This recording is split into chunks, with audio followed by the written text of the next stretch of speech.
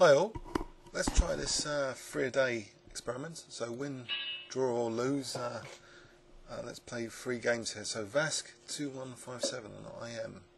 So a strong opponent to start off with on the auto pairing. I'll play B6, I think, try and strengthen control of E4 immediately without going into a King's engine, which would allow a London system. He's closed in the bishop, which is interesting. So I'm tempted now actually to do this G6, because that bishop's not going to come to F4 so quickly. In fact, maybe I can stop E4 from white with this D5. Although I'm giving up E5 for a nice knight. But I think this double fianchetto could be good with a later C5. So I want to play bishop G7. But I don't know, C4, he's not going to play C3, that would be too passive surely. If he plays C4, I don't know. Maybe C5 a bit Groomfieldish, because I think C6 is too passive. Okay, so he's knocked out my centre, but now if E4, maybe there's knight F4.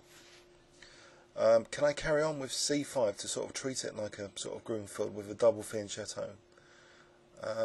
This bishop, I'm hoping, it will still take time to get out.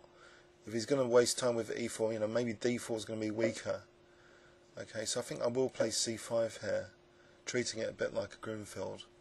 Looks like a good position so far. And also I haven't used that much time on the clock. But I don't know, maybe C5 he's going to try and prove that's weak now, somehow. On the other hand, I seem to have a good play. He's just stopped knight B4.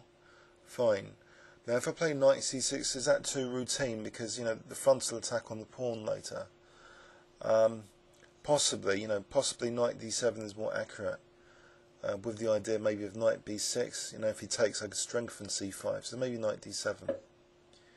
Also, the bishop is eyeing that, the pin, so his bishop still can't develop that easily. I suppose the knight here is very good, protecting that. So okay, let's go back here now. So I'm encouraging him to take. No, he hasn't, and he wants my light squared bishop. If I move back, then knight c6 could be embarrassing. So I think this is the time I'm going to have to give up the light squared bishop. But I'm hoping, maybe that semi-open B file will be useful. If he doesn't take the bishop, maybe rook b8 and bishop a8, just to tuck it away, still on this diagonal. But if he takes it, I think he must have an advantage then. Well, at least with the two bishops, it's looking like it could be an advantage. But let's see anyway, is he going to take on B7 now? At least C5 is not as vulnerable as I'd thought earlier. So will he do knight takes B7? Okay, he has. But I think I've got good pieces. I haven't got any problem pieces in my position. The queen and bishop are kind of coordinating on B2 and maybe C4. Or is that too committal? Once the bishop moves back, he'll be on these dark squares again. On the other hand, I can continue with knight c5 maybe, but then maybe bishop c4? Knight takes c4? I don't know, actually. I think I'm going to try this. c4 with the idea of knight c5. Actually, if takes, then knight b3, so I'll be on the rook. So this looks good with these knights. If I can get a knight to b3, that looks quite interesting. So bishop c4, knight c4, queen c4, knight b3, hitting the queen, hitting the rook. So if he plays bishop e3, that's the question. Maybe knight b3, and I've got a pleasant position still, I hope. Or am I being dismantled? About to find out. So in this case anyway, bishop c4, there's knight c4, and I'm protecting the b3 knight. Right, but what am I doing now with that knight? Should I just try and reinforce it maybe? I'll try and reinforce it with a4. But he's going to end up maybe bishop takes b6 and bishop c4 if I'm not careful. Okay, so that he wasn't immediately threatening e7 because my queen's on it. So I've got a nice knight on b3, sort of stopping knight, at least rook c1s. But what else can I do here to try and increase, if I have some sort of advantage on the queen side, how can I increase that? but be wary of these two bishops. This light square bishop, I haven't got a counterpart, but he's nicely, his pawns are nicely restrained at the moment. Okay, he's trying to soften my king. So what would be a good reaction here? Maybe just h6, just kicking that bishop. I think I'll go for h6 because it hasn't got too many useful squares. And then later h5, maybe g5. But on the other hand, I would be asking for it on the light squares if I played g5. So maybe I don't know actually what to do against h5. Maybe I should play h5 next. Knight d5 here. Okay, let's have a look. Bishop c4. Maybe that's still out of the question because of knight b6. So I'm tempted for knight d5 now. I'm hoping this is okay because of this pin on the queen. And he's getting short of time actually. Okay, so all right, now knight f4 looks good.